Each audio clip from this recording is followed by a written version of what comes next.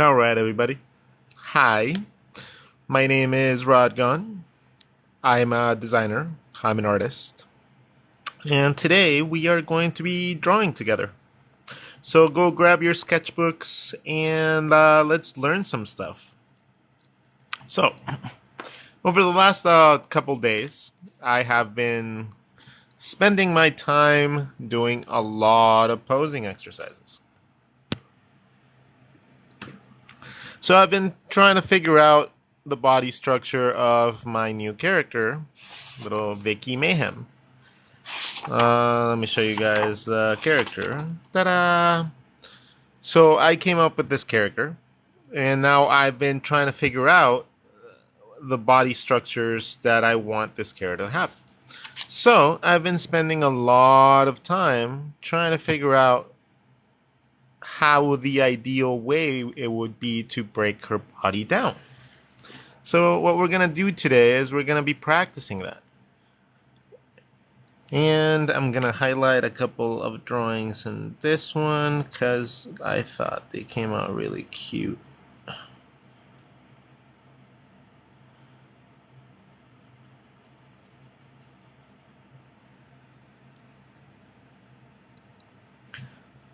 And I normally do this off camera. But I'm gonna be waiting for you guys to jump on the stream anyways for a second. But you guys are very, very okay. Early shout out ECMT98. Oh, my early crew. Woo woo. So, if you guys don't know, whenever you guys get here early, I give you guys the chance to choose what we're going to be talking about throughout the stream. Now, I'm going to be talking about posing for the most part today because I just feel inclined to do that. But if there's questions regarding that you would like to have answered, feel free to ask it. All right, so I'm going to go to our next page. Oh yeah, and whenever I draw on Post-its and I have I just put them randomly in my sketchbook and then I just draw around them. So this is gonna help because I'm already gonna have my own little character sheet that I have already done. So based on that, we're going to be using this as reference and then creating poses. So the more important thing when coming up with poses is going to be to tell a slight story with what you are drawing. It's not so much about the detail, right? It's about telling a story with what you're doing.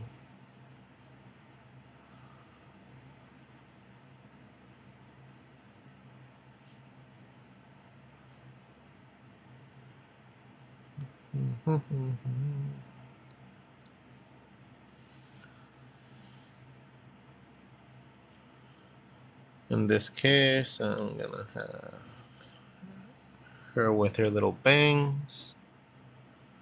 Her body's gonna be twisting to the side, her hip, and maybe her feet over here. Her knee.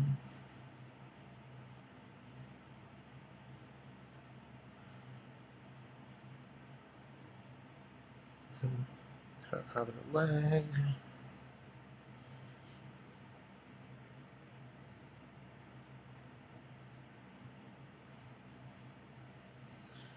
Curling up. I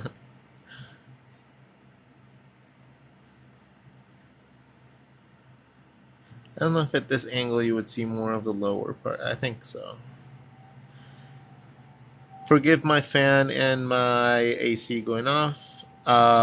It is hot as balls in my apartment, and I don't feel like being uncomfortable. So I do apologize, however, if it does interfere with the sound. Let's put an arm up here. And since I have my reference sheet for my proportions, I'm not really like, I'm not so stressed about like figuring out if the pose is going to be right or not. I already have it right here, right? So that's why it's good to just have little character like sheets like that. Like if you're going to take the time to develop a character, you know, make a character sheet. It'll help you come up with some fun things. Like,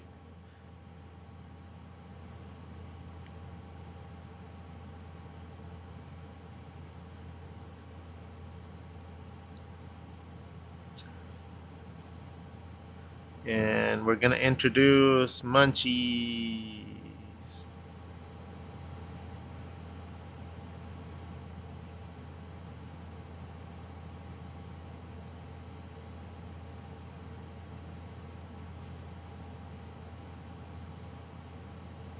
Not for you.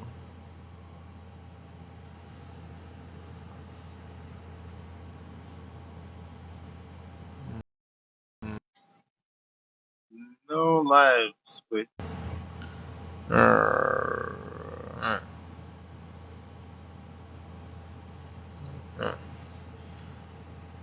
Munchies has a little tail.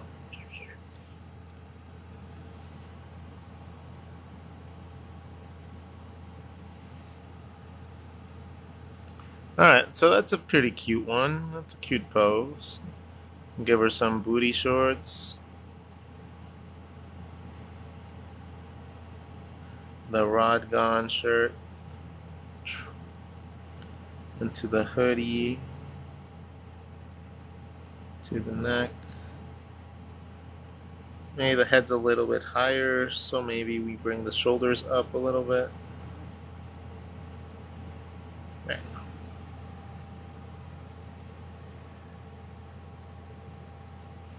Alright, on to the next one. And most of these are going to be based on jelly bean shapes. And the jelly bean shape is going to be broken down because that's how I planned her body to be like, right? I planned it to be that way so I could use this character also as a teaching tool.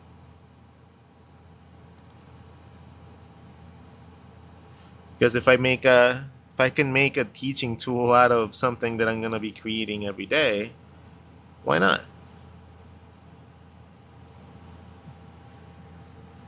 That way it doesn't just help me, it helps me and everybody else too.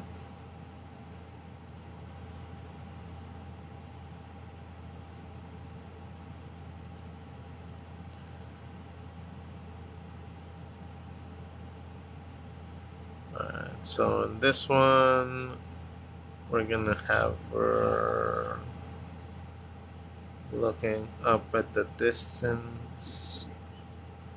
She's gonna be looking this way.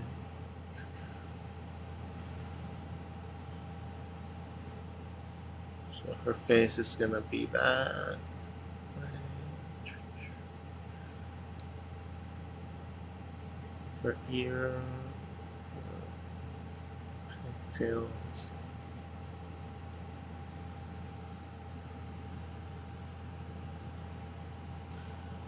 Alright, then we're gonna get to the body. Have our chin into our neck. Our neck stays within our rib cage, right? If it's anywhere within our rib cage, we can be okay with that.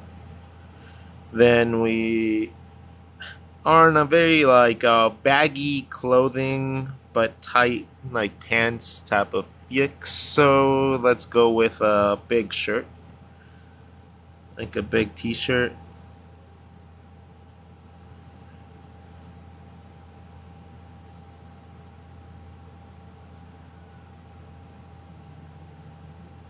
It'd be all folded if she lifts her hand up.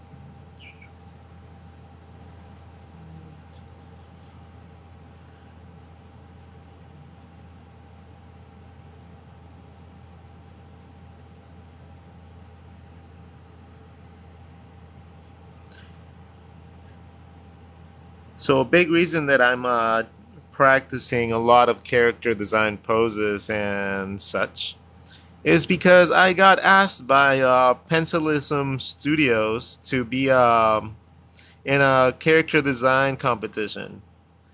So I gotta refine these character design skills before I go up against amazing animator level people and end up making a fool out of myself.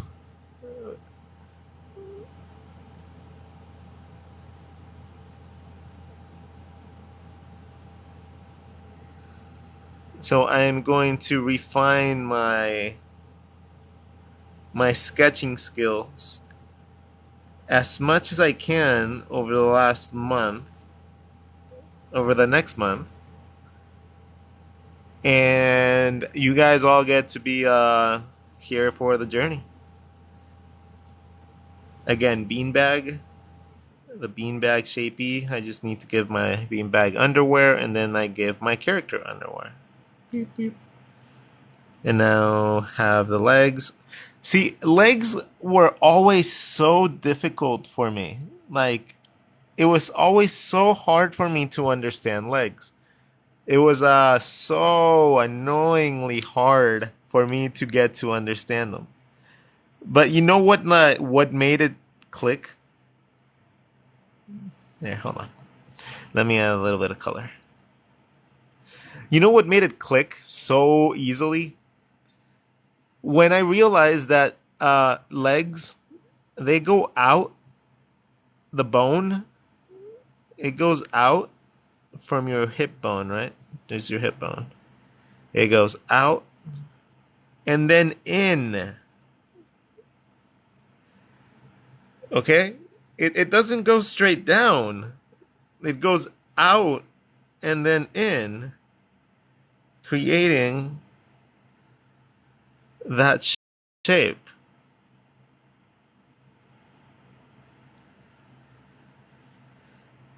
Out and then in, and it creates that shape.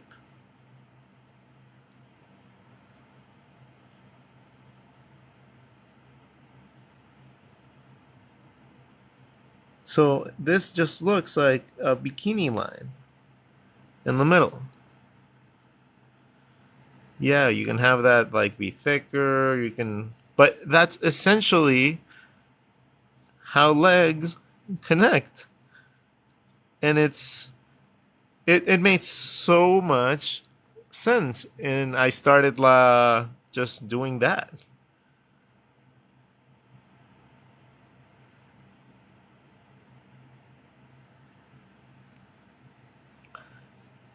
And then with a little bit of perspective work, like you would just start understanding how things overlap.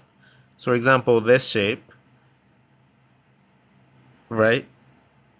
And then this shape are very similar shapes. They're just overlapping. So you see the overlap even gives you the kneecap.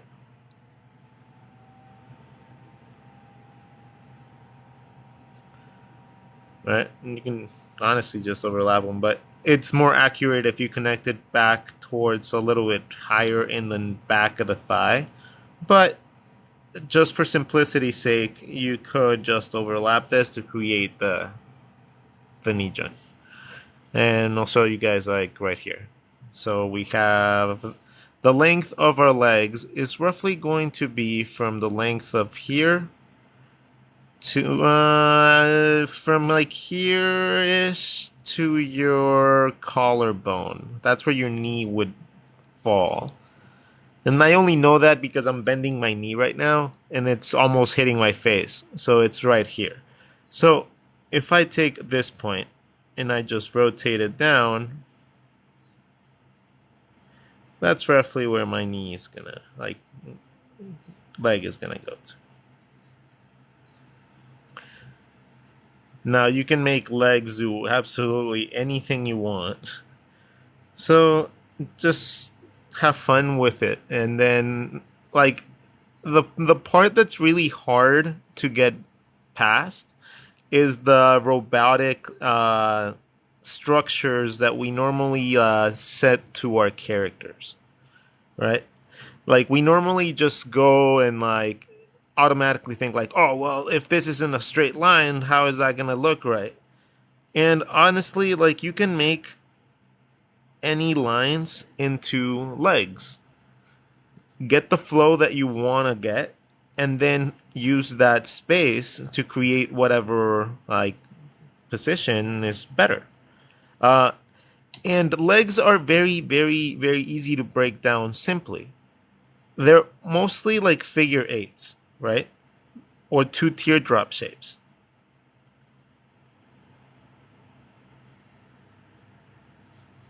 A teardrop into a reverse teardrop will give you a pretty decent leg.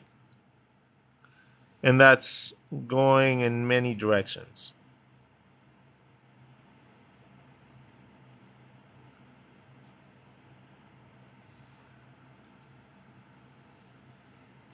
Now, if you want to take, let's do more examples. So we have, we have our rib cage, we have our torso. So we're gonna have a teardrop into teardrop. Let's go straight, and then let's do some examples. If you have this one, you can have that other teardrop going into any direction you want. Okay. Pew, pew, pew, pew, pew, pew. This teardrop can also be moved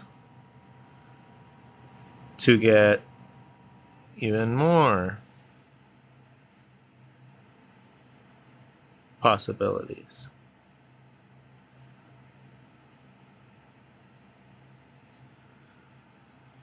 Okay? So that is a very easy way to break it down. Going into the distance, it's a teardrop into a reverse teardrop.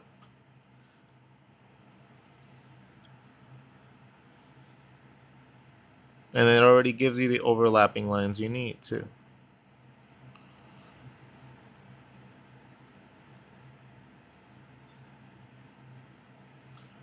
Yeah, that's kind of cool. Well, we just came up with that right now. And it works super nicely. Huh. Interesting. It really does. It actually works really, really nicely. Teardrop into teardrop. No, teardrop into a reverse teardrop. So it's a teardrop shape with the thicker part on the top, skinny part on the bottom, into a reverse teardrop. Wait, no. Wait. Hold on. Normal teardrop. It's two normal teardrops. Never mind. Two normal teardrops. Why was I thinking reverse teardrop? I don't know. I'm dumb. And then into my foot. That's not bad. Like you just have to like make sure that if you're cutting off the side of your crotch. Boom. Just cut it off. But that's an interesting shape. Relatively easy to draw. And very easy to later on add to create more complex things. So yeah, that's definitely something that we should be looking into as we learn more posing. So now, the other way that you can think about it is with slight overlapping lines, right? So you have your outer thigh going into your kneecap, then your inner thigh actually has a little bit of a soft, squishy side inside. I call that the squish zone, and I call that every single time because that's the only thing that I like know how to call it because I don't know what the muscle is called. So squish zone into the kneecap, into the bottom of my foot, which we'll just black out because it's in the dark depths. Then here we have the thigh overlapping into where the kneecap is, and then the calf connects behind the thigh, so it creates this sort of interaction.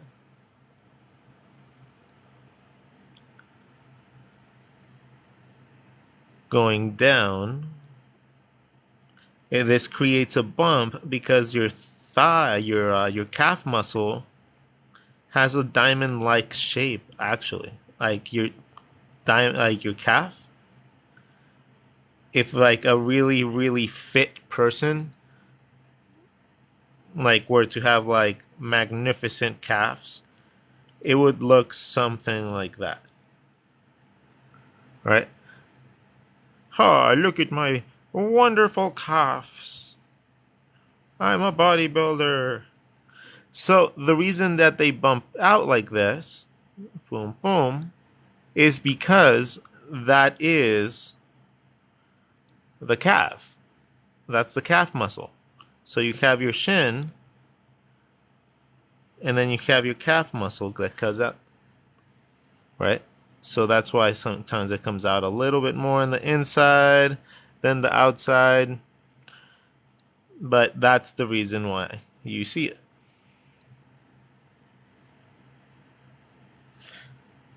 What do you do to practice anatomy, like the first steps of it? Well, the very first steps to learning how to draw anatomy is to learn how to draw a skull. That's it. Like, if you can learn how to draw a skull, and even if it's not like the best skull in the world, as long as you start understanding just the placement of things when it comes down to relative proportions of a skull, you'll be able to start figuring out different aspects of anatomy.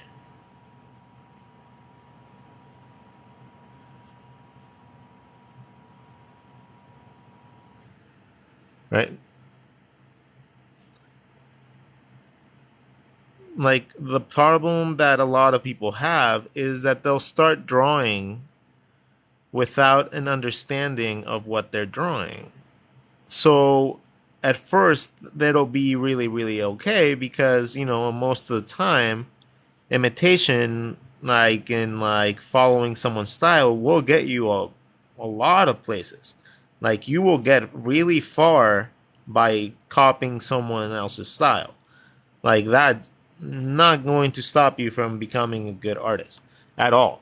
That's actually going to be very helpful and very you know, it's going to give you very very far.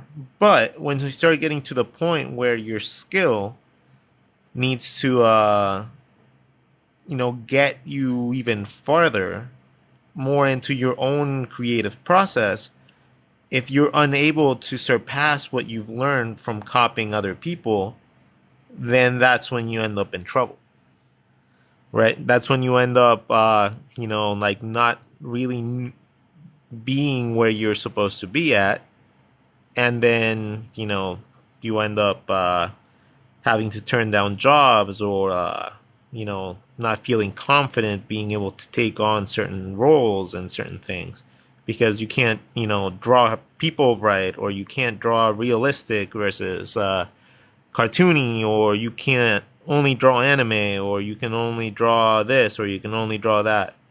That's always going to stop you and make you more inclined to not be, to just not be able to succeed as much. So learning how to do your anatomy, even if it takes a while, is going to, at the end of the day, help you out so much.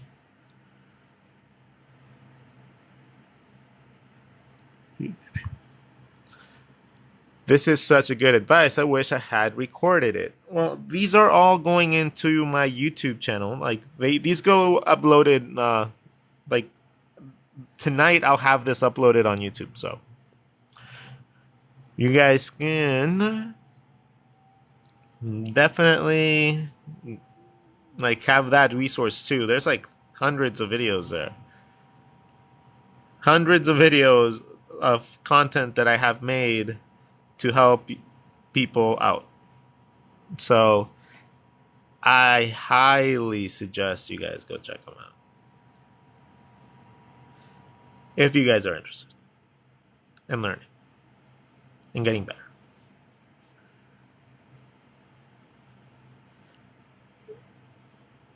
So I like doing exercises like this where I start just visualizing all the different arms that I can do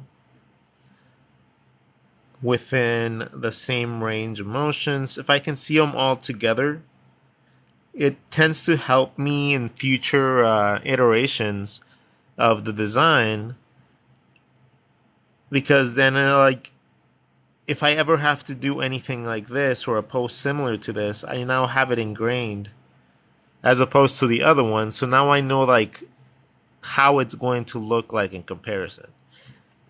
I know it sounds kind of silly and kind of weird, but it helps out a lot. It has considerably cut down on margin, time, and errors and stuff like that. All right. Okay, more drawing of Vicky. Let's add some color though.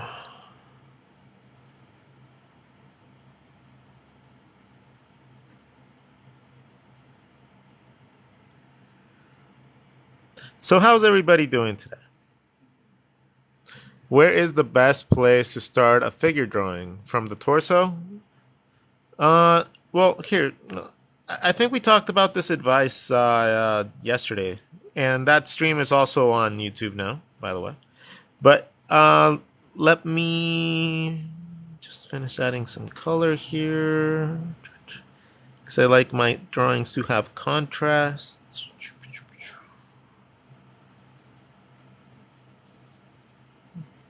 All right, so what were we saying? The torso. Well, it really depends on what you're going to be drawing. So if what you're going to be doing is more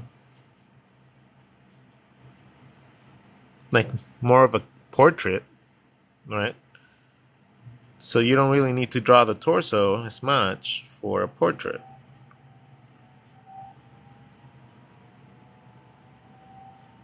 For portrait, you just kind of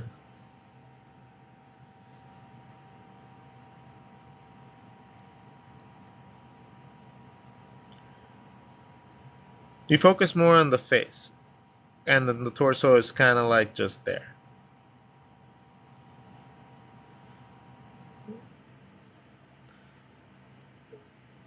So if you're drawing something like this, I wouldn't even worry about the torso at all. That's such a secondary thing. Okay, but if you're going to be doing an actual pose, let's say you're at a life drawing class or something, and you need to figure out how this lady is bending her foot so that this does this, and when you have to draw life drawing, I would always start with the body. always, because that's going to give you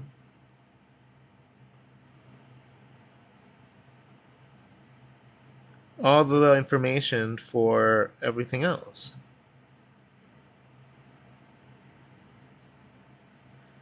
That's all the people drawing the right.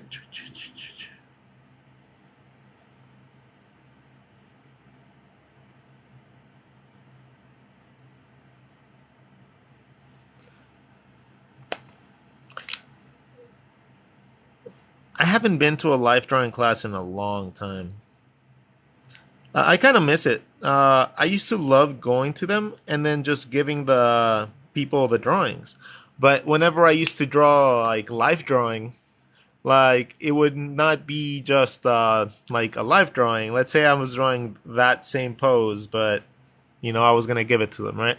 So it'd probably be, yeah, let's draw the booty on the floor mat, the foot. Let's just say that this is the pose.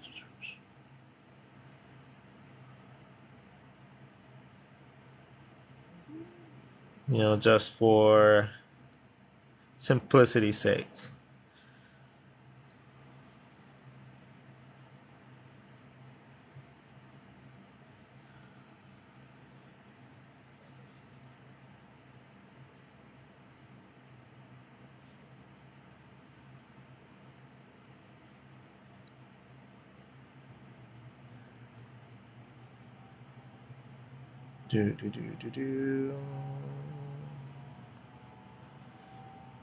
So if this was like, let's say like a 2 minute pose or whatever, like it is that we had, like a 5 minute pose,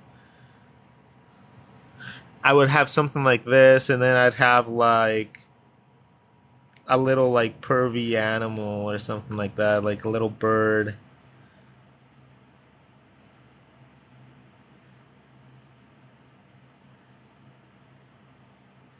Like pulling on her like underwear.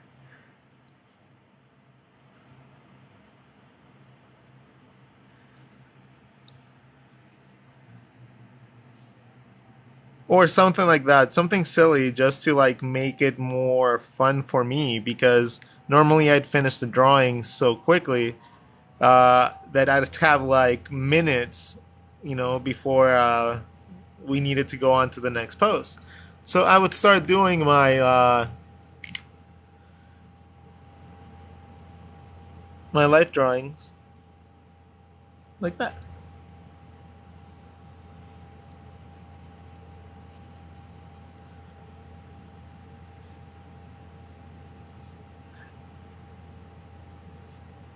It would always be super fun. Would you do character because you want to see what's behind the object before drawing what? I would do what? Oh, anyways. I'm just gonna keep drawing my character. What's the bird doing? The bird is pulling on her G string.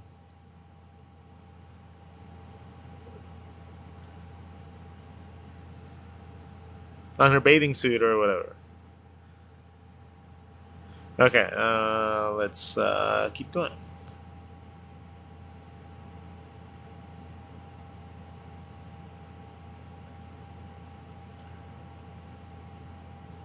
So I have found that the hardest thing has been to come up with a solidly uh, consistent way of drawing quick, sketchy head shapes.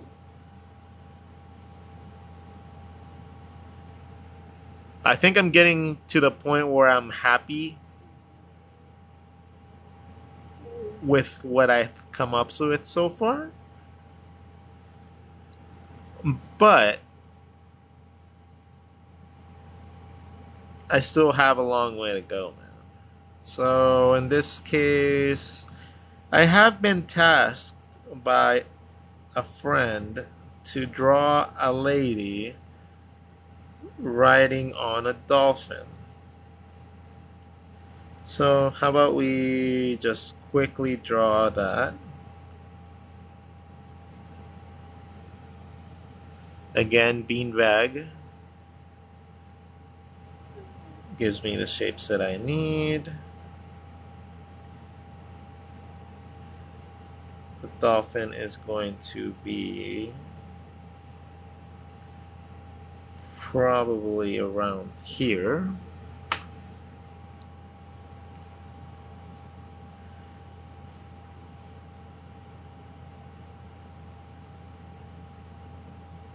Okay.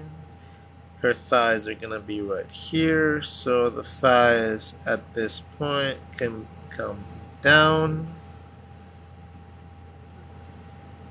That means that the booty has to be right here, and that will be where the dolphin is coming out from.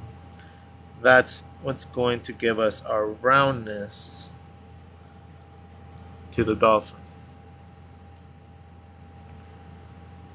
That and a slight indicator of a dorsal spine, like that.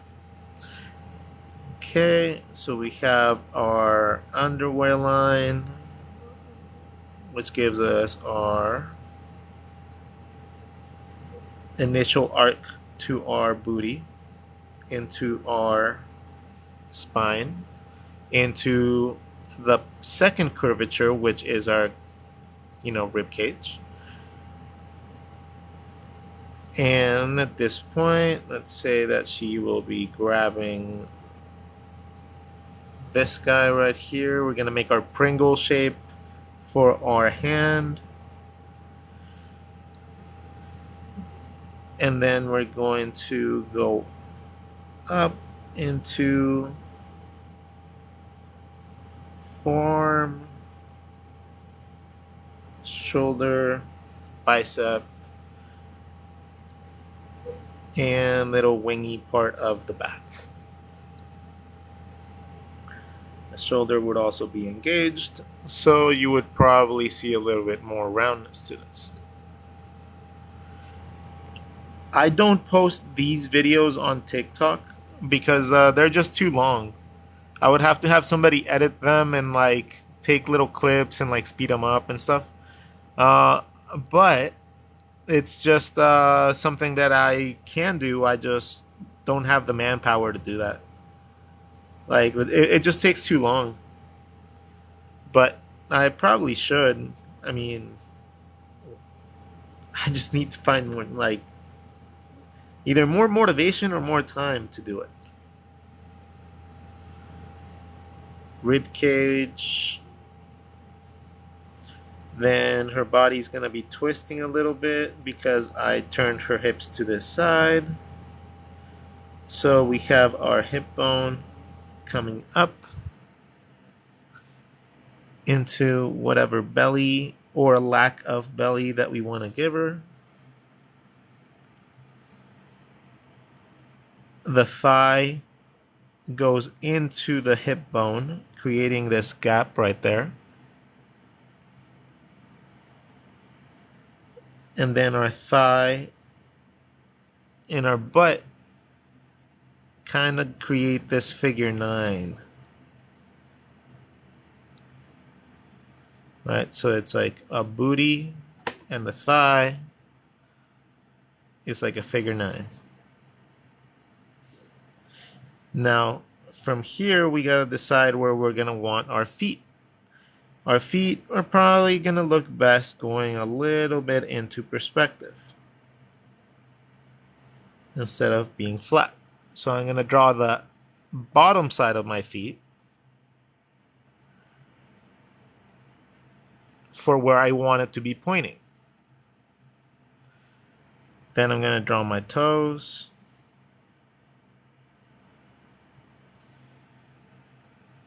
And then from there, I can start mapping out the rest of my leg. I know that from my kneecap to my thigh or to my ankle, that's a pretty straight line for a bone. Okay? And then from there, I need to figure out what part here where my calf muscle is and how big and how thick of a foot I want. So let's say I bring my foot up my ankle, and then I want my calf bone, because this front side is going to be mostly bone.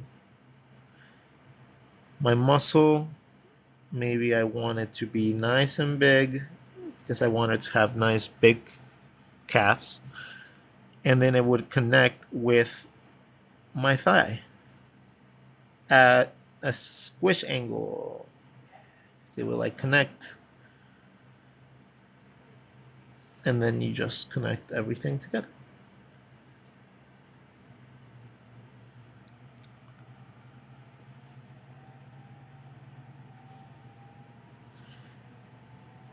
And I guess in essence it would be a little bit different angle, I guess, but essentially what's happening here is that the upper thigh is connecting with your calf, covering the front part of your calf,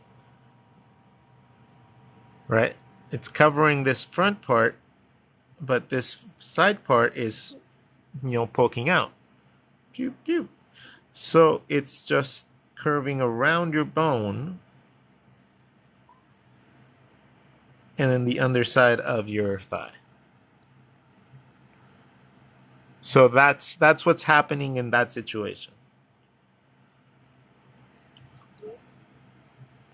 Okay, then we move up.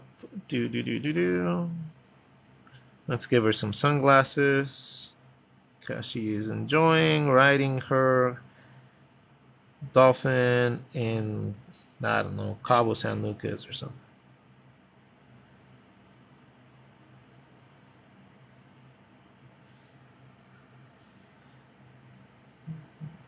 Give her other hand. We will give her a little bikini underwear with little ties. Do the same thing for her back. That way we can show a little bit of motion too. Can do that with some straight hairs on her head and also with her hair.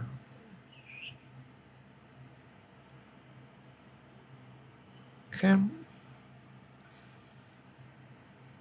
And then we finish out the dolphin.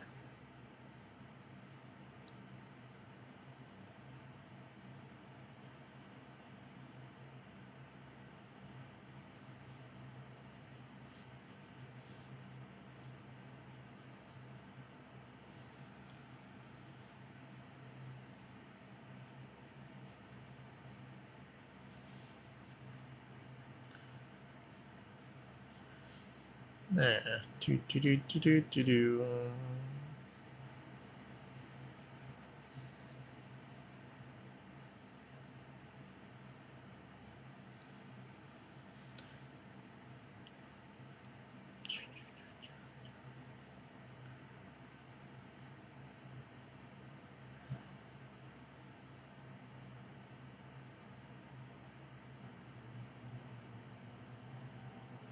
The mouth slightly open, just to add a little bit of depth.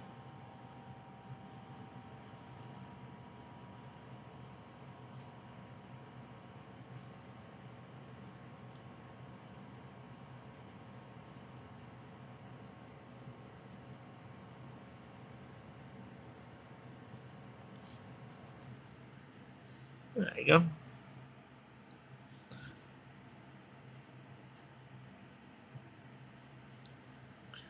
And then if we wanted to make this into like a t-shirt thing or whatever,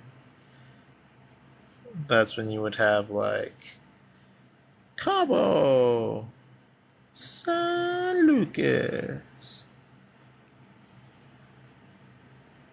Um, let's see. We would have like whatever landmark is popular there. So let's say that it's like the Mayan ruin thingies.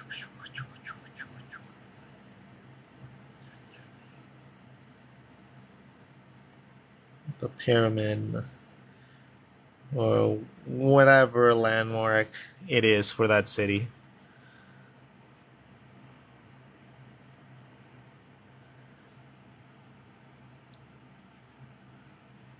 And then that's how you create quick graphics for marketing and for t-shirts and for all that stuff.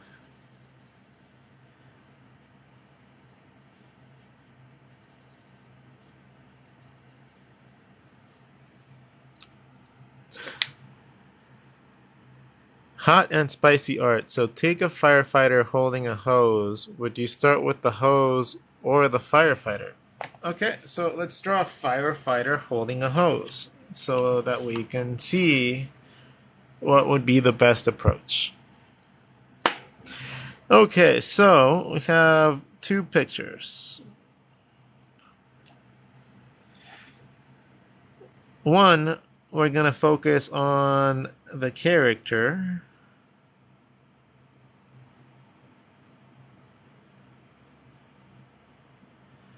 And our fireman character is going to be holding a hose. And in this one, we're going to have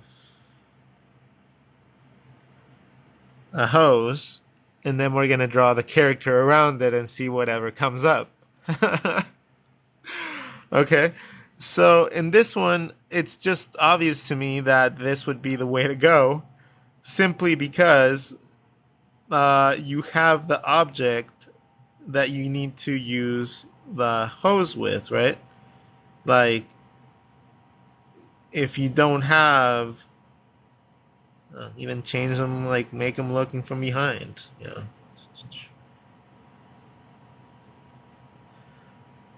If you don't have a character to help guide the action,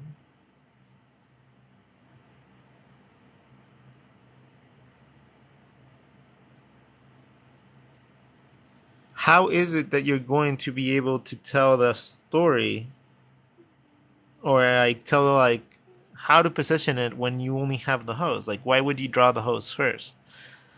In this case, let's say I have to like make a lot of mental like gymnastics to be able to fit this. But let's say the person is grabbing the hose right here. Now, in order for me to not block the whole entire drawing, I'm going to need to like maybe position my character, my fireman character. Yeah, I just don't like this approach.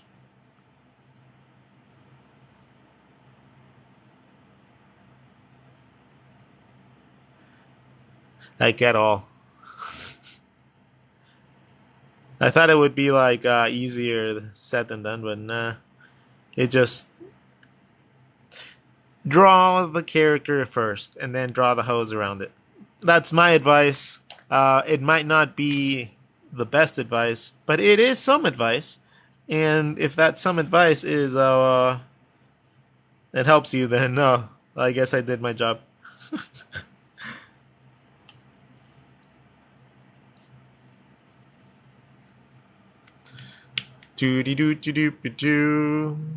That upper left corner, though.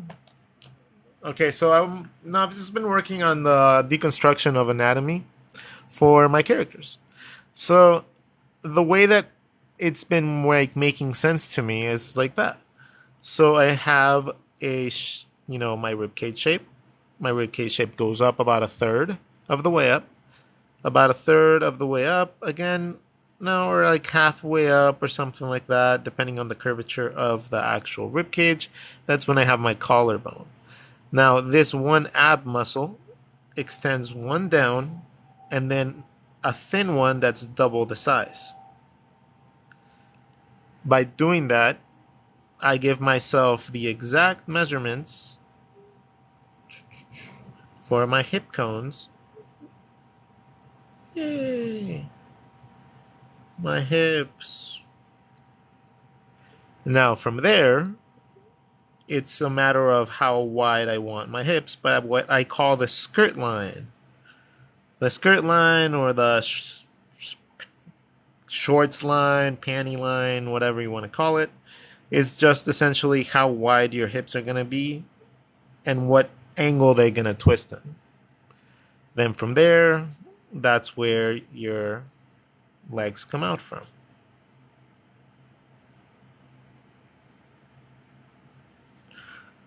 I like my characters to have a slender body and to relatively large breasts. So that gives me that platform to be able to do that very, very quickly. And then normally my characters have like baggy clothing into like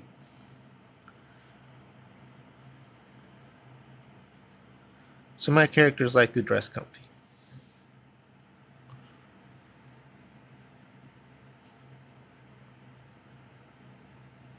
So I've just been working with those like shapes, and when simplified, it looks like this.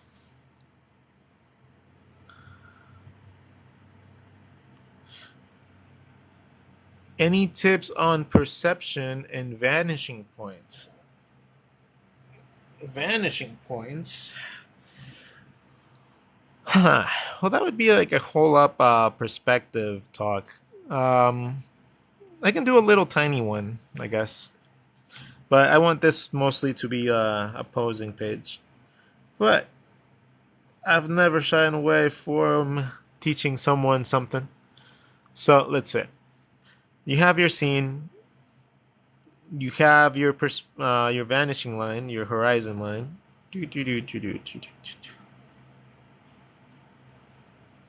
So when you want to do environments and stuff like that, like consider that you got to have three elements in the background, right? You got to have a foreground, a middle ground, and a background. So for foreground, you can have somebody that's really, really close up to the camera. You could have like a tree or something like that coming out, right? A sword. I don't know, whatever you want. That's your foreground. Your middle ground would be anything in between, but I like to draw the middle ground last. The background would be anything past the horizon line. So any mountains, right? Maybe there's like a city or something, like sitting close to the horizon.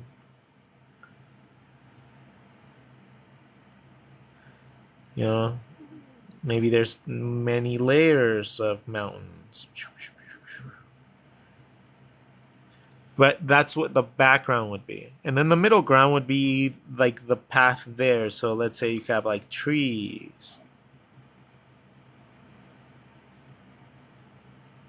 a river, people, right? That's the middle ground. So whenever you are drawing, just remember those three parts to your environments, and you're going to be able to sketch out things a lot quicker. Like, it doesn't visually getting things to look right is a lot sometimes more important than the actual perspective being right. So just get used to practicing both ways. Practicing the ability to do it quickly, even if it's not completely accurate, and then practice also doing with proper anatomy so that you can actually do that whenever you have time to do it. Okay.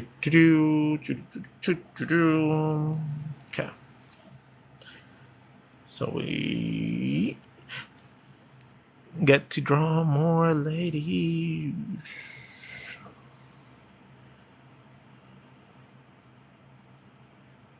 Alright. Boom, boom, boom, boom, boom, boom. Choo, choo, choo, choo, choo, choo.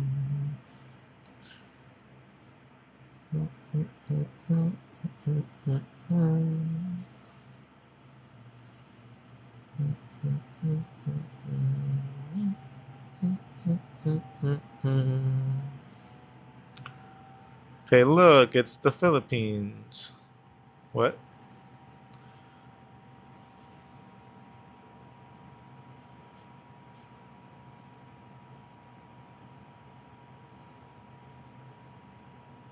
So I've been playing a lot more with drawing things in perspective.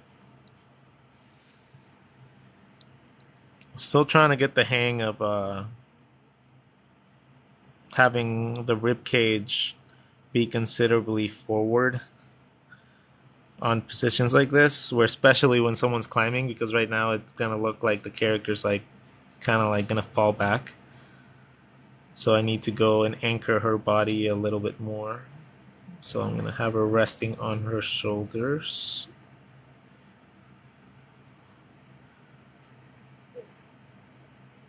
while she looks.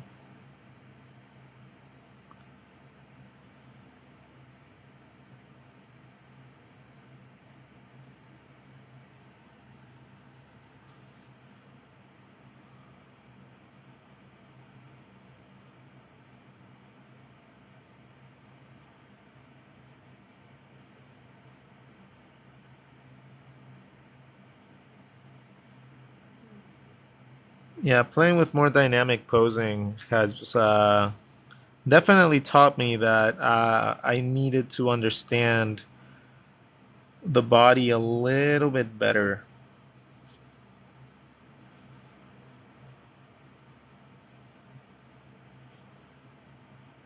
because I realized that I was not like comfortable drawing characters from certain perspectives simply because, not because it was difficult or time consuming, mostly because I just didn't know how.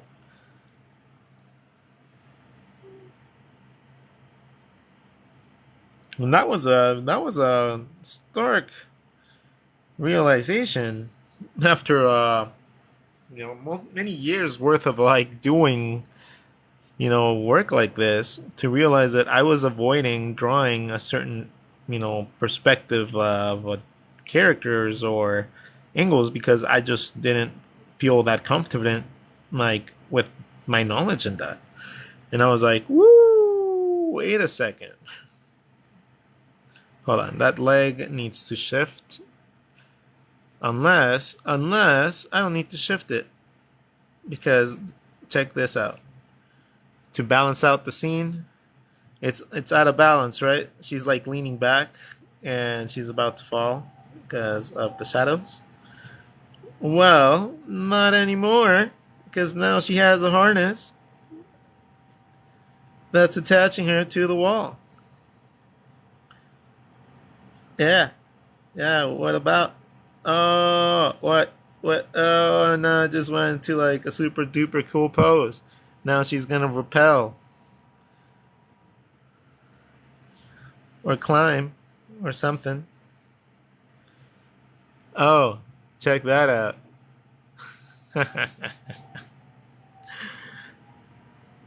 Never mistakes.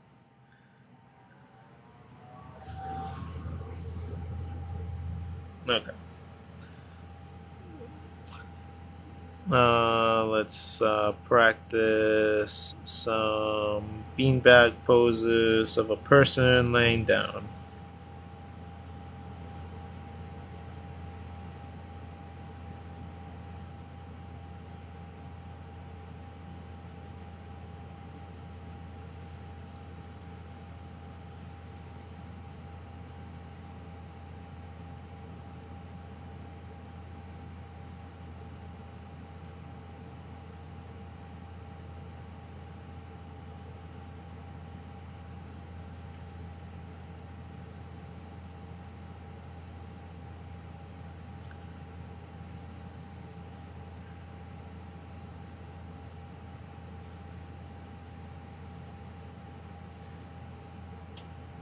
I love doing gestural studies.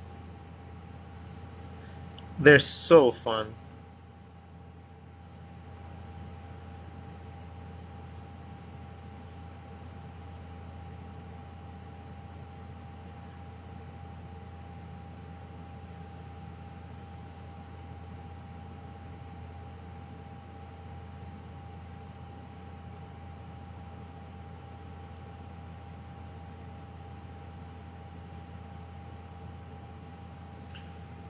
The thing is, doing exercises like these uh, not only just help you get more comfortable with your basic structure lines, they also help you find and figure out like fun angles and shapes that you can do with your designs. Things like this are crucial to be able to making your own style, right? Understanding how your brain visualizes things and then taking advantage of whichever way is best and easiest, more convenient for you, will eventually unlock your ability to be able to be very creative with what strengths you have.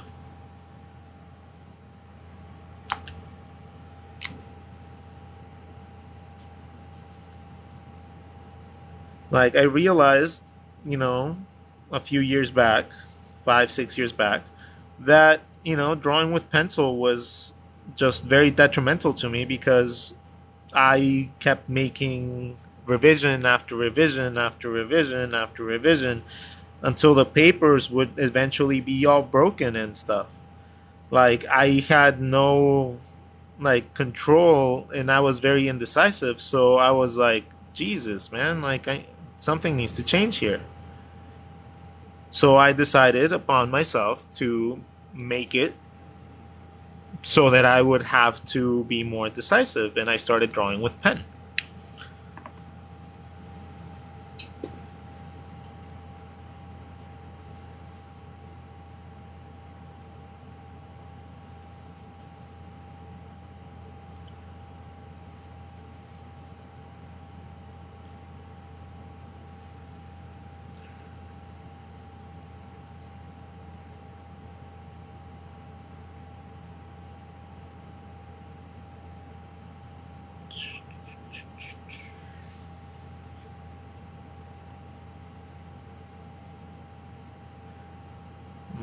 This time, let's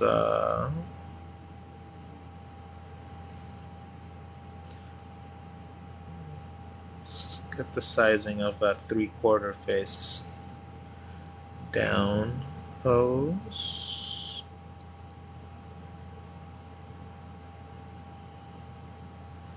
So her head shape is going to be mostly, it's very spherical with just a little bit of a jaw. That is going to be the ideal head shape for the character that I want.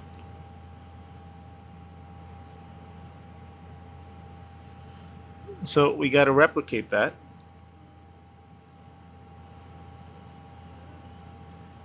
or try to at least get closer to that with every single drawing that we do.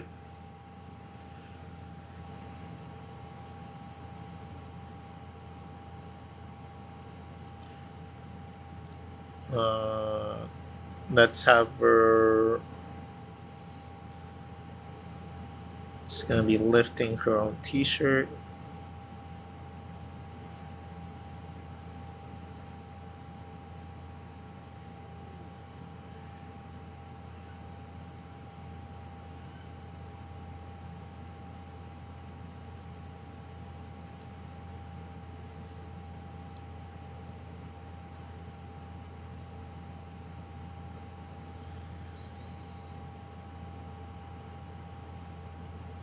The other side is gonna be sagging.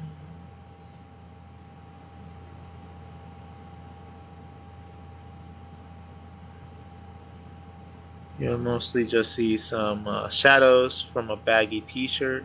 You wouldn't see many curves except for like, you know, the curve shifts. So there, that's where you would see a little bit of a draw.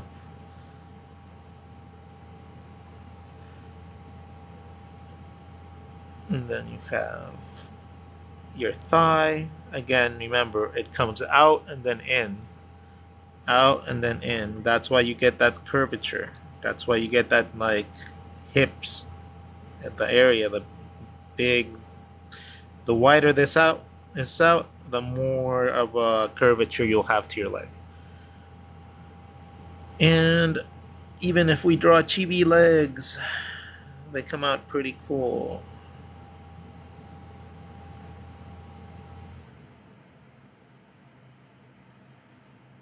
Alright, the thigh into the underwear, into the other leg, into the bottom. Let's give it a shadow from the t-shirt being lifted.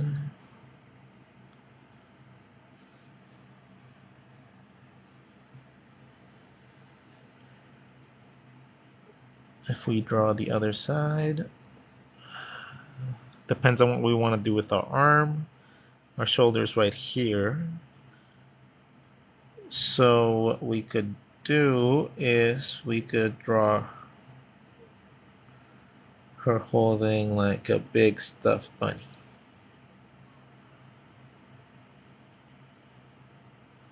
So to do shapes like this, I like to start with my shoulder and then draw the final hand. That's the two elements that I do first. I find my shoulder and I find my, like, the final position for my hand. Then from there, it's two equal shapes that are supposed to be the same length going into it. Now, one of these is going to be more into perspective than the other, right? And I always try to trace it to the top of the wrist. From the middle of the top of the shoulder to the elbow to the top of the wrist. Because that allows me to really, like, ability to really quickly draw at my forearms and stuff. So if my forearm is there, but the bunny's gonna be like overlapping some of it, this is how the arm would look. And even though I don't see most of it, at least I know that it's in the accurate place.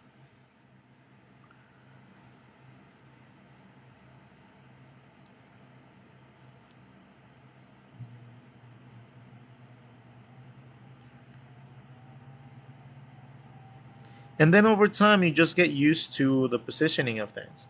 So don't think that you're going to have to do this for every single drawing for the rest of your life. No, like you just get used to it really quickly, and then you just are able to do these things without even thinking. So, just be patient. Like, you'll get there.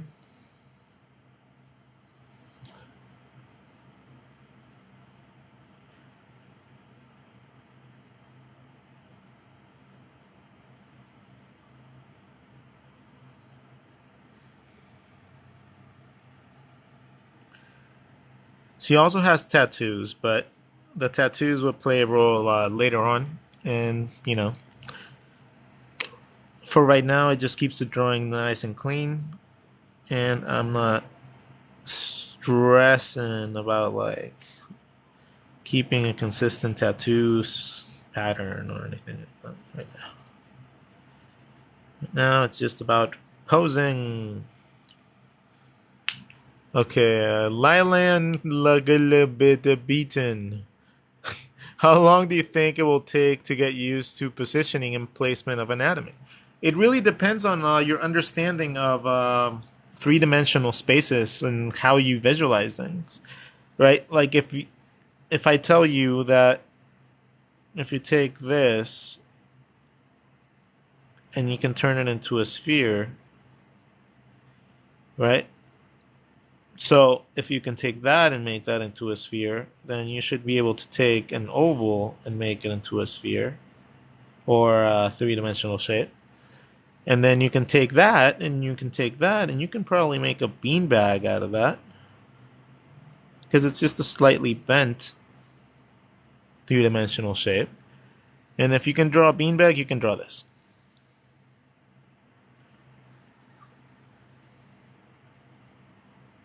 You can draw a beanbag, you can draw this. If you can draw a beanbag, you can draw this. Now, it's not just about drawing the beanbag, though, right? It's about understanding that it's a three-dimensional shape that goes around the front and the back. Front and the back. And understanding those concepts of tracing the front and the back of your shapes is what allows you to be able to draw things like this out of a beanbag. If you can't do that, though, if you can't visualize that, practice your beanbags. Practice doing that with your beanbags, and then practice. At first, you can practice playing with just basic features like eyes, but map them out over the guidelines so that you know that you're landing them exactly where they're supposed to, right? You know, like those grid papers that they sell? Like the grid sketchbooks and the grid like notebooks. Well, imagine that you're doing that, but you're doing it manually. Because getting used to things like that and being able to draw different elements from elements such as a beanbag allow you the ability to, create more things. The next step from that is to be able to put things on the beanbag.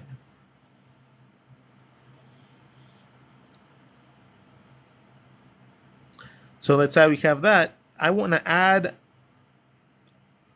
a big nose to this. So that would be a big spherical shape on top of that beanbag, right? And then combining those by learning how to overlap the lines gives you a nose.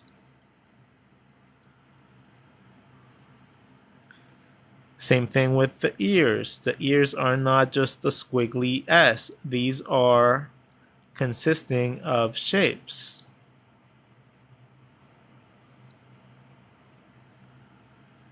Okay? So that shape gets added onto your beanbag. Your eyes are just eyeballs that are on top of your beanbag, or carved into your beanbag more than, that. But you can get a basic cartoony look by just drawing your eyes on top of your beanbag. Your mouth is just these lines that are going around your beanbag, only at a slight angle. That's all these, like, the line is. The eyebrows are the same thing. It's one of these lines that go around your beanbag. Your jaws and stuff, that's just one line that goes from the bottom of your ear all the way to your chin, all the way to the other side where your ear is. You can't see the other ear, but it still goes there. It goes around your shape, around it. The top of your head is the same. It goes around. If you have a mohawk, it goes around.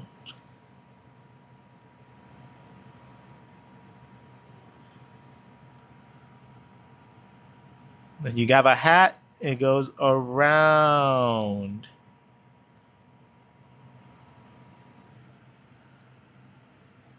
You understand? Like, that is the concept that is hard. The drawing itself isn't. it's getting to that level of understanding that a little basic shape can be absolutely anything. And that's where imagination comes into play. And that's when like a bunch of like, other things come into play. But, at the very basic thing of it, that's all it is. Gibby gone with I love these streams. Thanks for doing them. Oh, you're welcome. You're welcome. I do it to help people out.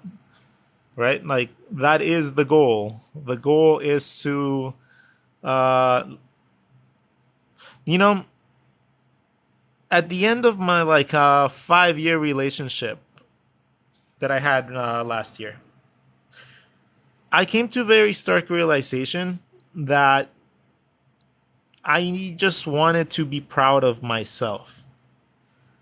Okay? I just wanted to be proud of myself for once in a very long time.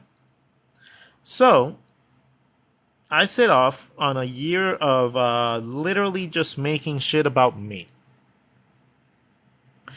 And that came with a lot of fun things. And it came with a lot of understanding of what makes me tick, what makes me work, what makes me not work, what makes my life hell, and what makes my life easy. Well, I found that I find absolutely zero motivation in doing things for myself. Like I straight up absolutely like I just need people to depend on me in some way or another because otherwise I feel like I'm not doing anything, and that is a terrifying notion to realize, especially for a hyper in the just isolating person. Like that's just not a good thing to realize. So I'm trying to slowly find a way to shift that motivation to something more akin of what I require as opposed to that notion of having to always have to do things for other people. This is Munchie. Munchie is a little broken heart demon. A bleeding heart demon, sorry. He's a bleeding heart demon.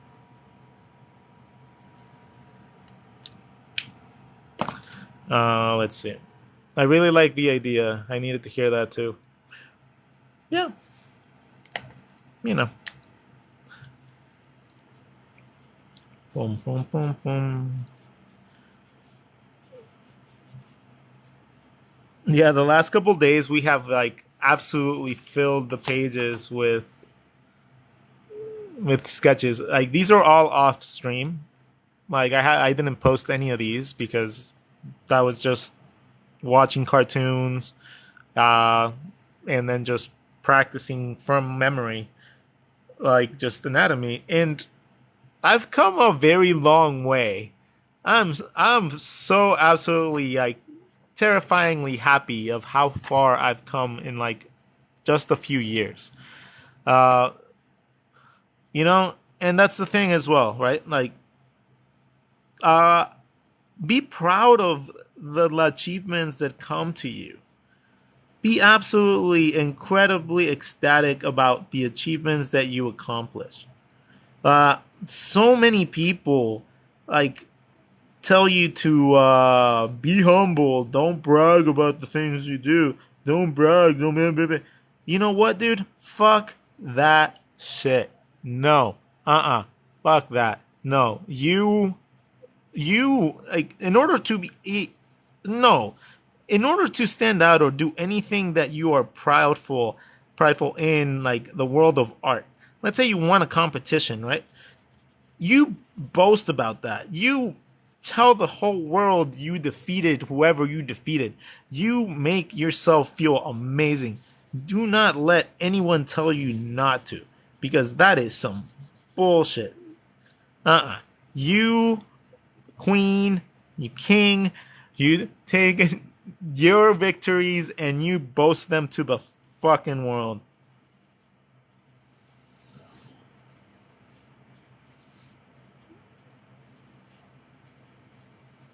It's already so hard to get any sort of like recognition when it comes down to you and your art, you know?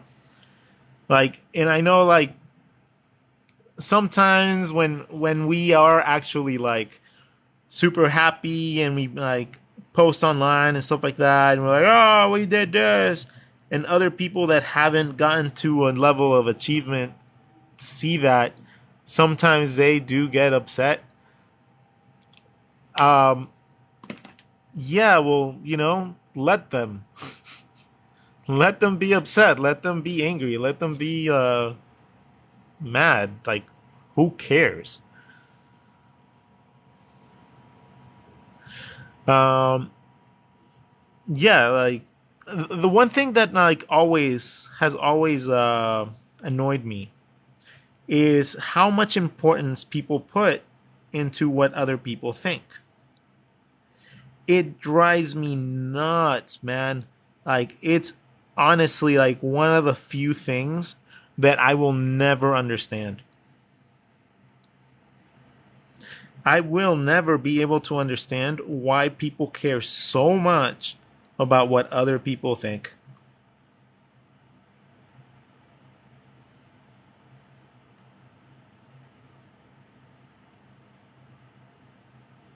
Like, your opinion, like, I don't know, it just bothers me.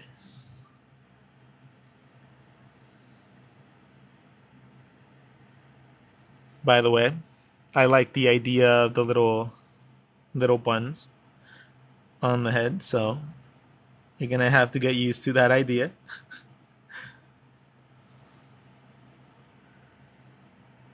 Okay, if her shoulders are going up this way, then to create a more balanced pose, I need to make sure that the hips go from this way to this way, creating a scrunchy point and an extended point on her body.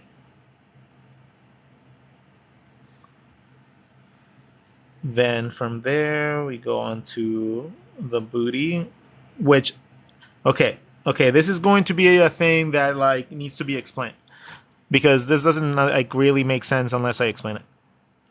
What you're drawing initially is not necessarily any muscle structure. This is just the skeleton. So you need to add the girth. If you want the kadunkadunk, you want the hips, you need to add that to your basic shape, right? That is on top of it, just like the boobs are on top of the rib cage. You need to draw the body part as extended or as voluptuous as you want it to be.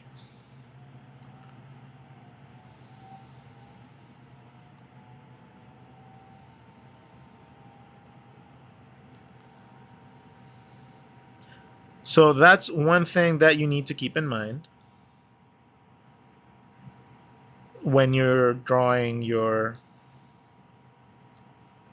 when you're using the methods that I'm teaching.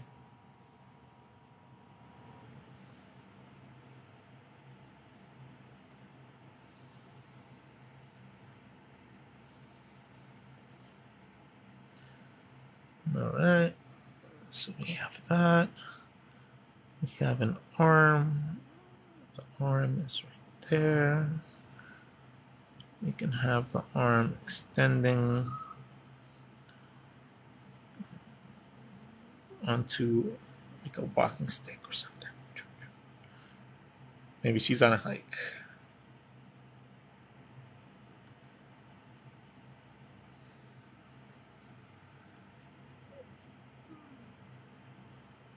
This arm going out that way. And then we clothe the character. So if my booty is contracting this way because this leg is pinching the muscles together because the leg is moving back, and then the other leg is up, So therefore it's contracting that muscle because of that. And the reason that I ask that stuff is because that's going to affect the way that our shorts wrap around our character.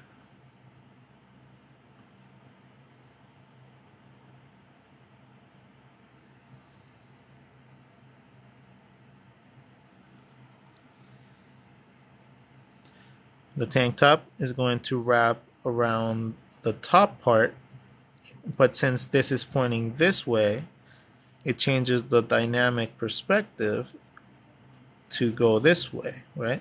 So we have the 2 points, the 2 shoulders. And then the bottom part is the other direction. So that's why you have your booty like that.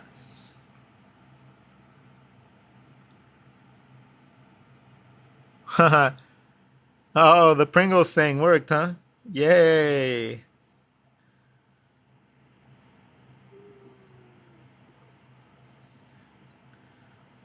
And there you go.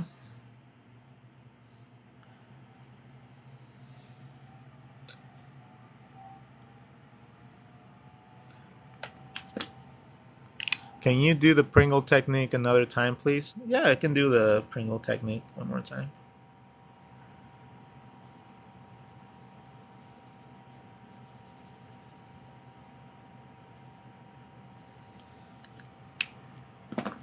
So, Pringle technique hand time.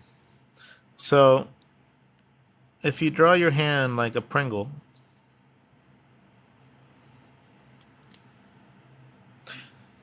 all you need to do is draw the Pringle. The Pringle leads to your wrist.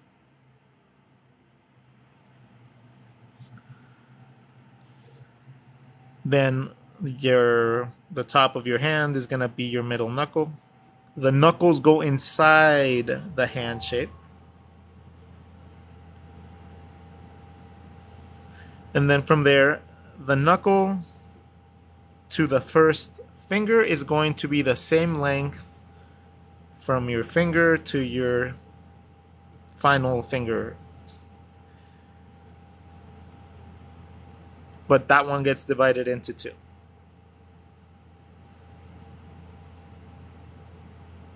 So from the first finger to the first knuckle, and that same distance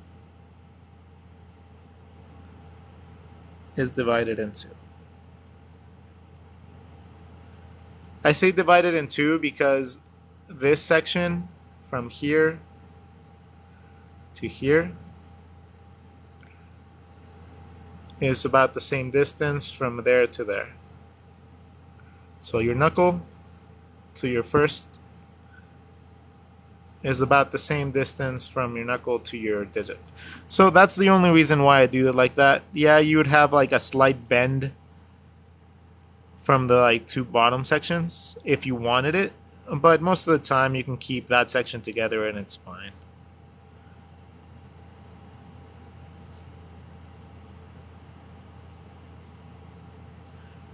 Right?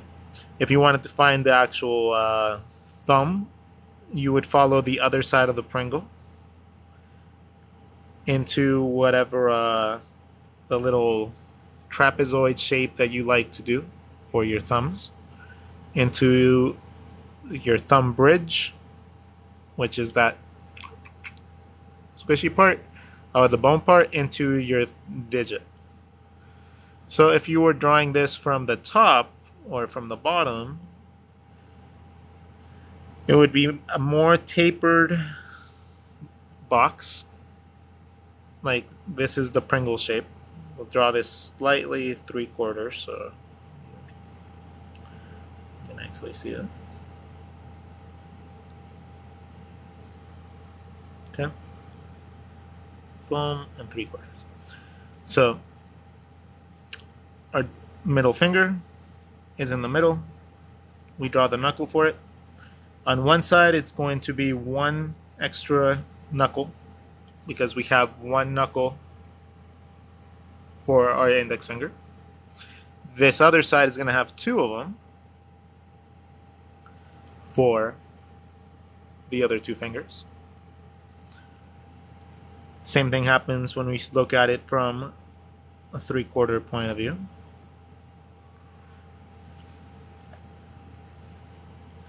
Now we go on to the thumb. If you divide this into 2,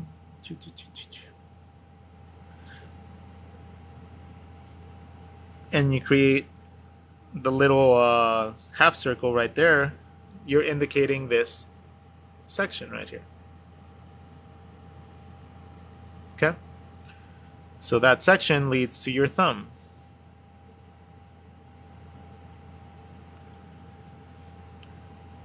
This section leads to your thumb.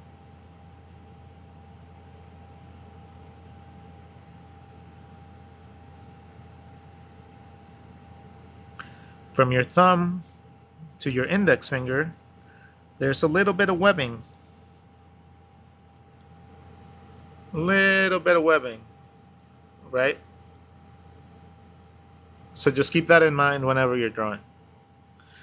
Okay, fingers from the knuckle. And then the fingers in itself, if you bend them all the way, you get about the same distance as your palm, which means that your palm is roughly the same distance as a little bit more than most of your, like, one side of your digits. So your hand in itself is 1, 2, 3, right? It's divided into 3 sections. So if we divide that, 1, 2, 3. So from here to here, here to here, and here to here. Yeah. So it ends up being a three shape, which means that you can also draw a hand like this. That's weird to think, but that's how you can draw a hand as well. Weird. Okay, so we know that 3 hands deep is going to be a standard hand size. This is going to be our first section. Right. Fingers go out at an angle. And that first digit is super long. Like this character has like alien hands, but whatever.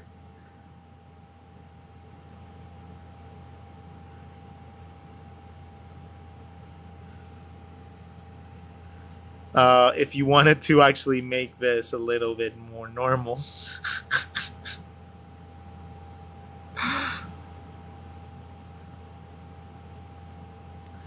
Another thing you can do, if you have like a special positioning for your fingers, always just draw the digits first.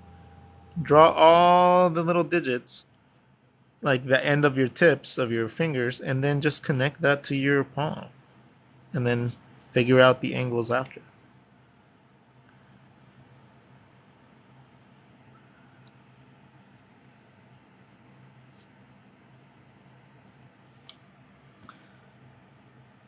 Yeah, I gotta think about that.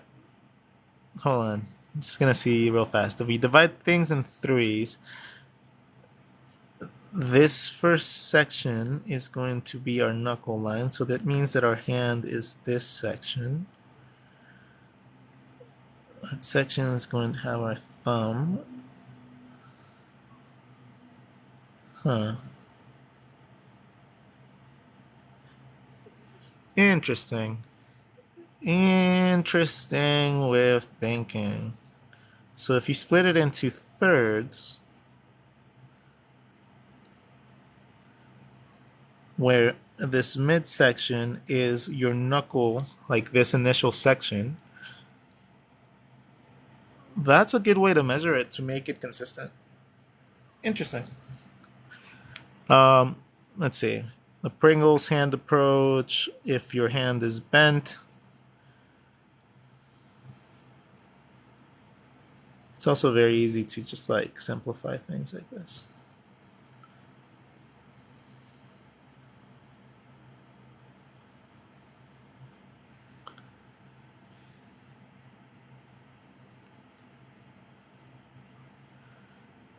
So that hand approach is like really good for animation and storyboarding and that sort of stuff. Feet, since I did hands, let's do feet. I'm really bad at drawing, and this helps a lot. Thank you. Oh, you're welcome.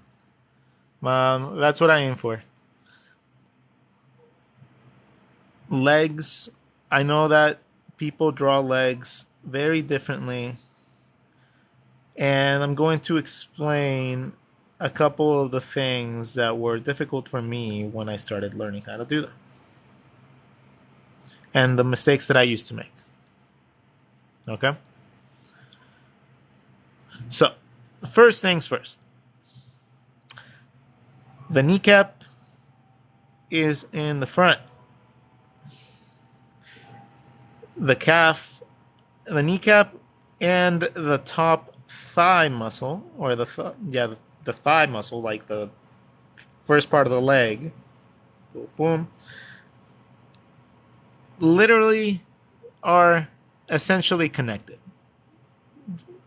From there, the back of your thigh, that's where your calf connects. Now, this muscle, this bone in the front, can be stylized by curving it, but most of the time it'll be relatively straight. This will lead to your calf muscle that wraps around the back of your shin bone, and it leads to your ankle that doesn't stand out much from your basic bone just going straight down. So your ankle in itself does not really protrude much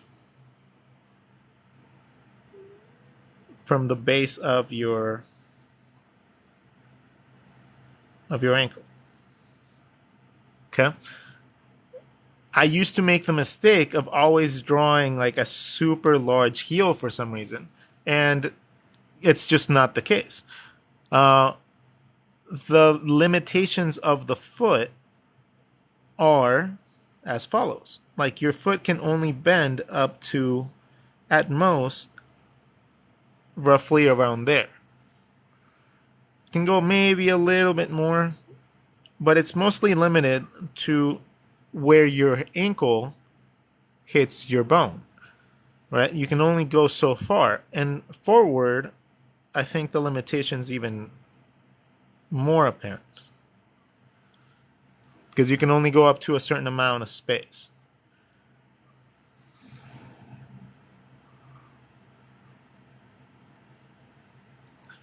Now, when you're moving your feet from inside or outside, that's what I've just been learning. You can move your foot considerably inside by rotating your foot inside. But it is very hard to rotate your foot outside. So your foot literally only gets to about here before it starts looking weird.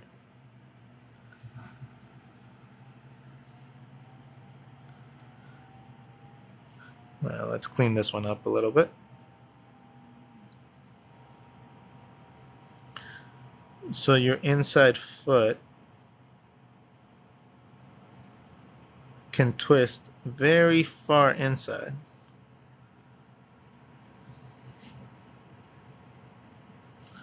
But it can only twist so far going outside. Well, if you actually really like my style, I'm going to be scanning all these books with all the drawing that we did on Steam, and this is going to be sold as a printed inspiration book. I know that for example, I would go nuts over something like this because then I can just flip to a random page and be like, oh, okay, cool. Let's draw something with that. Oh, that's really cool. Let's draw something with this. You know, like I draw so many drawings any given day that you never know if that's going to inspire somebody or if that's going to inspire somebody or if somebody just needs a quick like visual reference of anything. So I'm gonna try that. I'm gonna after I'm done with this sketchbook, I'm gonna scan this in, and then I'm gonna sell it. I'm gonna get it printed. I'm gonna sell it, and um, we'll see how that goes. And if people actually enjoy that, then maybe I can start doing that for like street markets or like comic conventions, and that'd be super cool because then I get to teach. I get to teach all of you, and then I get to actually do what I love, which is also teach and draw. That'd be amazing. So,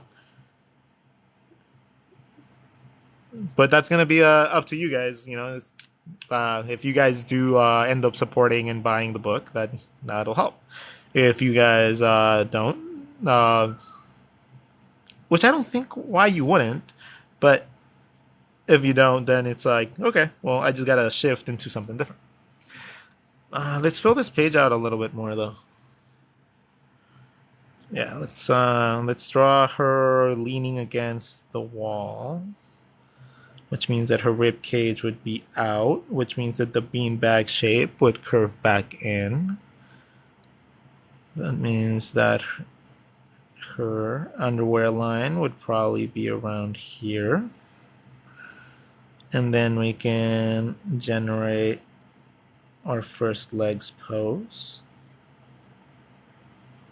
Remember, at the back of the thigh, that's where it connects.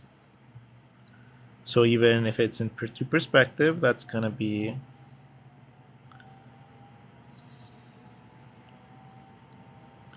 let's say it was like pushing this way.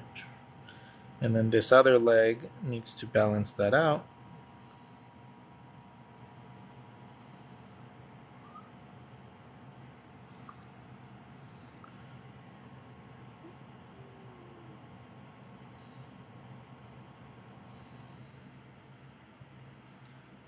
Okay. And then we get to figure out shoulders. Well, the hands, I want the hands to be literally on this. So just resting. Which means that her chest is going to be protruding a little bit.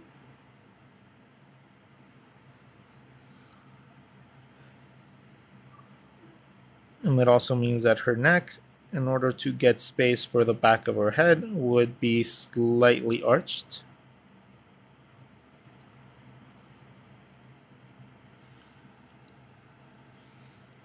And if she has her buns would be squished against the back.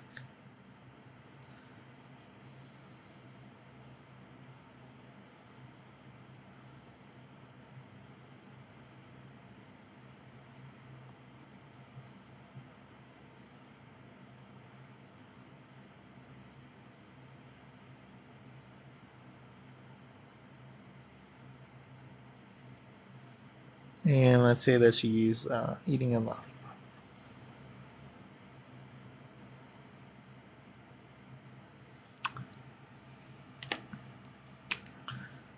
There you go. Not bad for a nice, quick little doodle.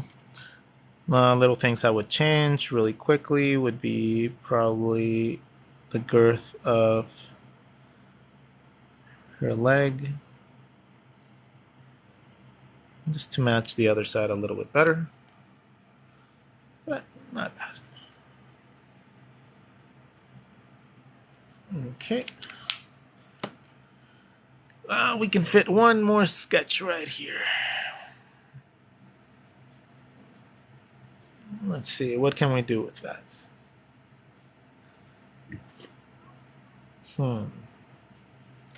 So this could be calves.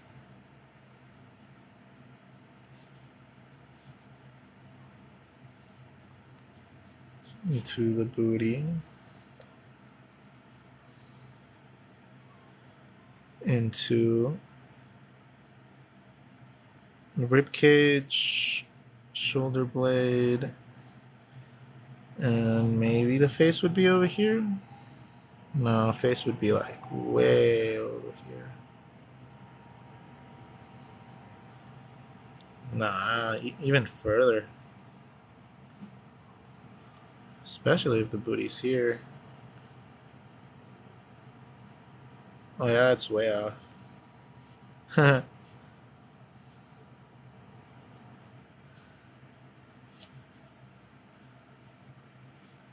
Yeah, that's super off. But oh well. Let's give her a little buns.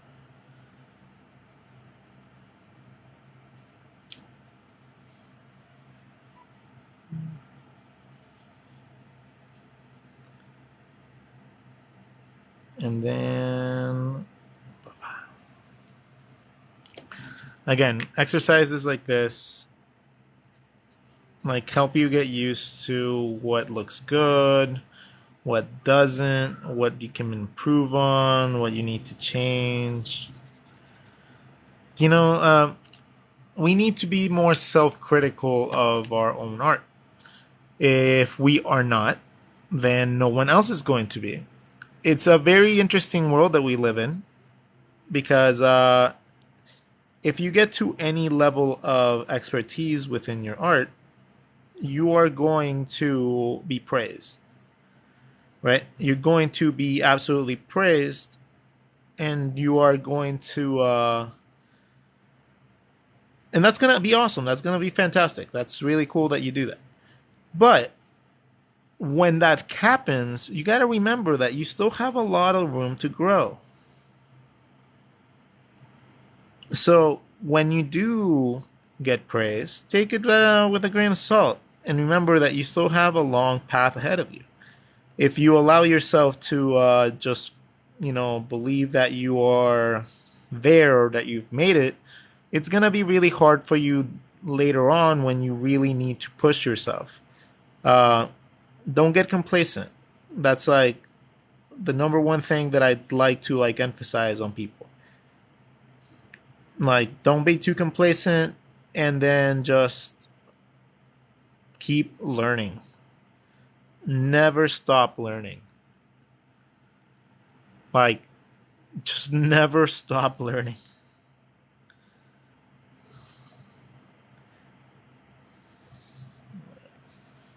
We are almost done with today's page. Today was a productive. It was a productive day. Oh, what happened here? There you go. We got a lot of drawings of Vicky done. We get to practice little leg shapes when it comes down to areas like the sides of our sketchbook. If I have a chance to practice, if I have like a little opportunity to just throw in like a quick sketch, I'm gonna take it.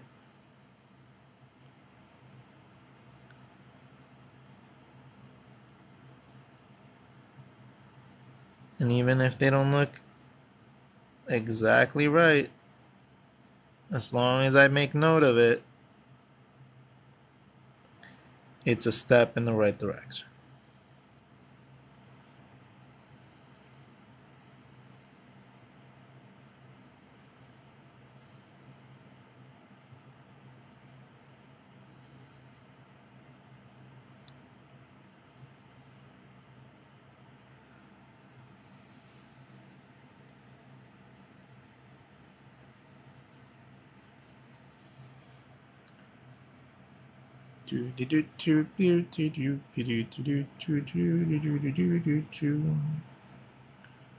One day I'll have like an intro music. Okay, what kind of intro music do you guys think that I would have? I've always thought it would be like a Mr. Rogers-ish type of like feel. Like a super wholesome, for super like doo doo doo doo doo doo doo. Welcome everybody to Drawing with Rod God. Yeah, I am your host, Rod God, an old geezer that just learned how to draw through repetition. And today we are going to learn how to draw feet. Yay, feet! We're gonna draw feet with shoes. We're gonna draw feet with no shoes. We're gonna draw feet in every way, shape, or form, and you're going to love it.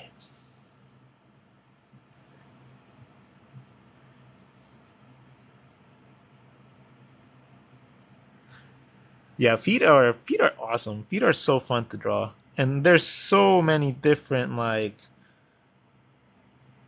feet come in so many different shapes and sizes, and like it's so hard to just like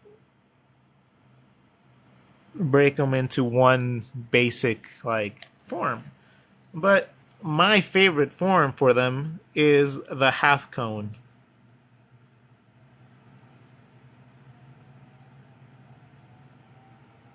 The half cone. Stop being fuzzy. Why are you fuzzy?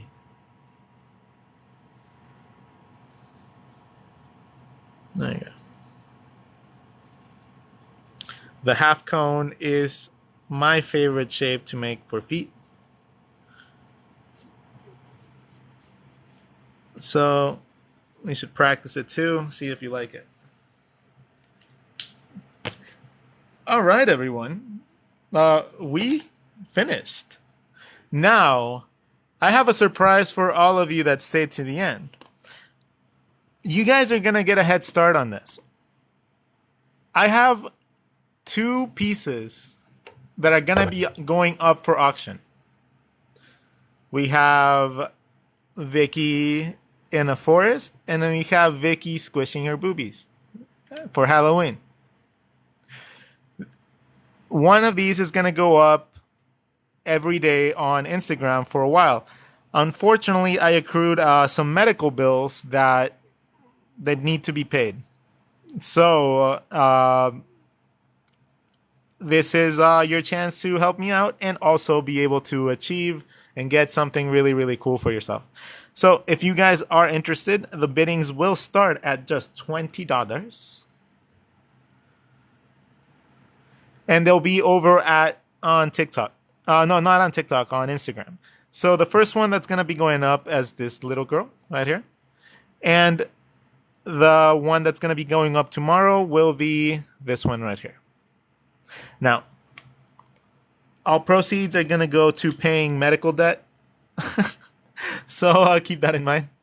Thank you all so much. Hope you guys loved and enjoyed what I did. Hope you learned something. And also, I hope that you got entertained. Right? I hope that you guys, got something out of it. And I will see you over on Instagram for the follow-up. I just do a little recap over there, and then I'm going to post these little guys for sale. So if you were interested in actually trying it and seeing it and getting one of those guys, hit me up. Okay? Talk to you guys later.